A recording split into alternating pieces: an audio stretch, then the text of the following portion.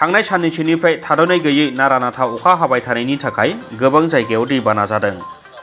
दैबाना जानायनि थाखाय फरायसालिफोरखौ खायसे जिल्लायाव दिनै एबा 16 जुनाव बन्द' फोसावदों। बेबायदिनो बेयो जाबाय चिरां जिल्लानि चापागुरिनि गोजोनपुरियाव थानाय सोरां बर' गुदि फरायसालि।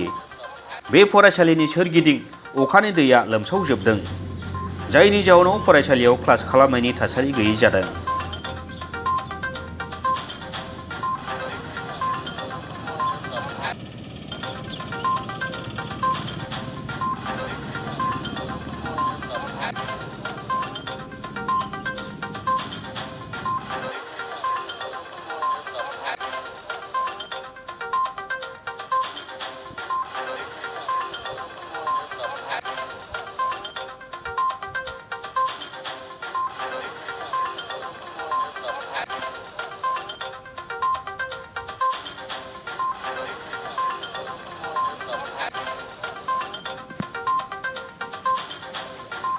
Muchas gracias.